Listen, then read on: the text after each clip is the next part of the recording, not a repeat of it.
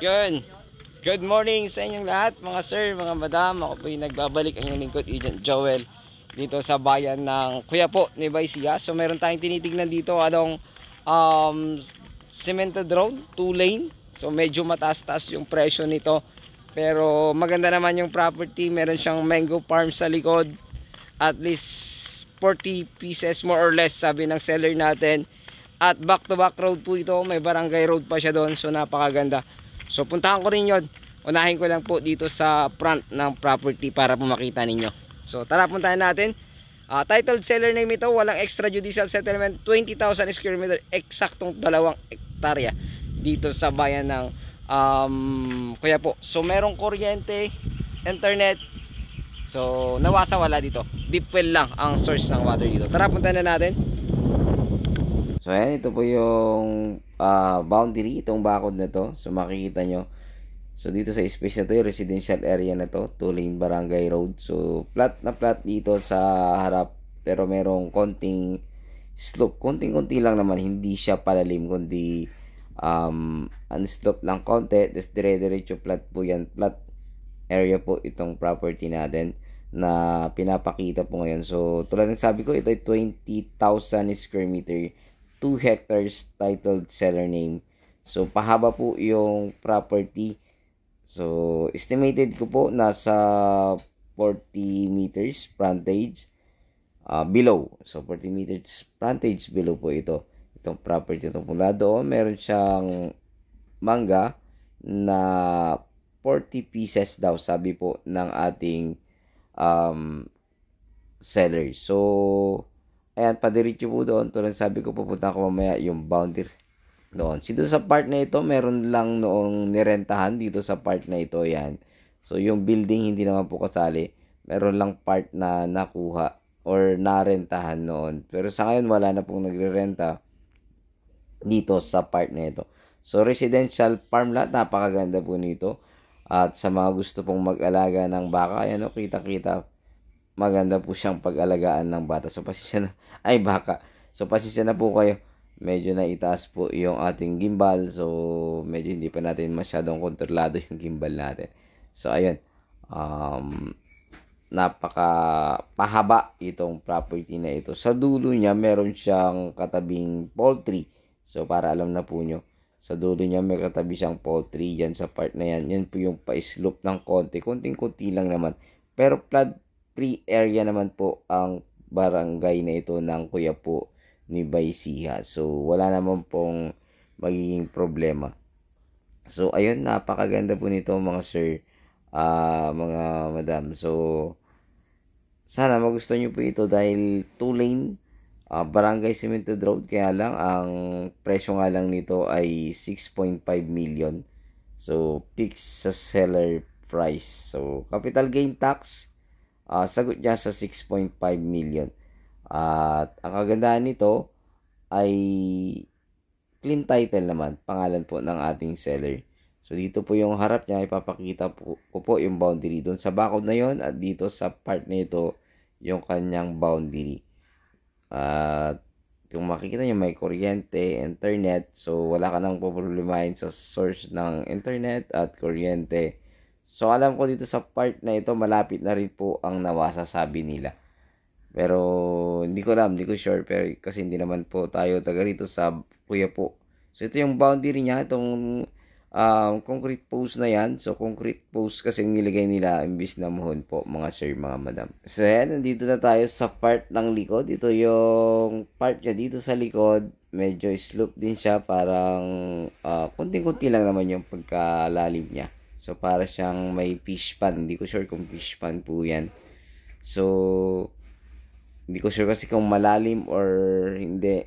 Kasi wala po yung may-ari, tinawagan lang po namin din. Sinend niya yung Google Map at the same time yung lot plan ng property para po makita namin. So yung kaibigan lang niya ang nagdala din dito sa amin para po makita yung property. So ayan, ditong part na ito, barangay road pa rin ito. Nakaalong barangay road pa rin siya. Yung mangga na yan, hindi ko na sure kung makukuha. Depende sa relocation na magagawa. Kasi wala nga yung seller natin. So, basta sinend niya na yung Google Map, the same time yung mismong lot plan. So title, meron din yung title niya na sinend din. So dito sa part na ito, kung makikita mo, along Barangay Rap Road siya dito sa loob na ito ng property. So dito sa part na ito, pagliko natin, hindi na along Barangay Road pa rin siya dito sa right side, pero left side hindi na po kasali ang property na yan mga sir. So papakita ko mamaya yung start din ng kadugtong niya. Dito sa part na ito, alam ko may makukuha pa dyan ayon sa aerial view. Kasi na aerial view ko po ito, at mamarka ko na lang po sa aking drone para po makita po ninyo. So medyo mahaba tong video natin, kaya isusunod ko na lang pong i-vlog yung aking mismong drone shot para po makita po ninyo. Dito sa part na ito, alam ko along Barangay Road na siya kasi yung manggahan yung part na po na yan. Yan sa part na ito, yan dito. Ito yung boundary, ayan, na nakita ko dyan sa mga bakod na yan. Yung bakod na yan, yun yung pinaka-boundary na nakita ko sa drone. Pero titingnan ko kasi diretso siya diretso yung haba niya, diretso din, wala siyang liko. So ayun, at puntahan natin para makita rin yung paglabas dito sa part na ito ng Barangay Road ng property. So dito sa part na ito hindi pa simentado, pero kasya po ang dalawang sasakyan na magkasalubong, gigilid lang parehas. Medyo madamo lang po talaga mga sir, mga madami yung part ng ibang property. Dito sa part na ito, hindi na po kasali yung ibang manggahan kasi meron pang katabing manggahan din yan. Siguro isang property noong mga panahon na hindi pa po nasusubdivide siguro yung mga yan. So siguro hacienda rin dati itong mga to. Pero itong inaalok naming property sa inyo ay clean title na, electronic title, blue title na siya mga sir, mga madam. Dito sa part na to palabas lang po tayo ng area. Pinapakita ko lang itong daan mula doon sa likod ng property. Yan, mango farm din yan. Binibenta daw po yan. Pero 500 yata per square meter yan. So, mahal. So, yung sa inaalok po namin around, ano yan kung 6.5 siguro nasa 300 plus na. Yan, yung sa may baka, yan yung part ng property. Ayan. So, yun sa manggahan niya. Yan po yun. So, dito yung part ng property. Pero dito sa banda sa atin, hindi, iba na po. Doon sa may baka lang. May mga baka doon sa dulo. So, yun yung part po ng property. So, ito, palabas na tayo ng 2-lane Barangay Road.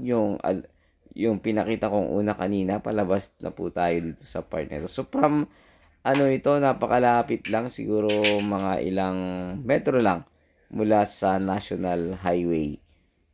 Ay, ilang kilometro. Ilang kilometro lang. Siguro around 2 to 3 kilometers from National Highway. So, tingnan natin kung ito, para mo makita ninyo yung cemented road. Ito na yung cemented road niya. Doon naman yung property sa papunta dyan. So, ayun. Napakaganda po ng property na ito. Tingnan natin kung ilang kilometer mula sa highway. So, ayan. Sa mismong National Highway 00 natin para po makita po ninyo mga sir, mga madam. Papunta po doon sa mismong National Highway. So, sigurado alam ko wala pang 2 kilometers. Pero tingnan po natin mga sir, mga madam. Para po makita po natin kung gaano kahaba mula po sa National Highway. So, napakaganda ng property na ito. Sana magustuhan nyo. Pakitawagan nyo po ako agad sa aking numero. Ilalagay ko po dyan sa aking screen at sa aking Facebook account. So, paki-like and share and subscribe po ang aking munting channel. Paki-comment na rin po. And paki-join po ang aking munting lot listing group para po yung iba ay makita rin nyo po yung mga post ko po doon. Pero ito rin po yung mga ina-upload ko. Yun. Malapit na tayo sa highway. So, napakalapit lang. At least, ilang kilometro lang mula po sa ating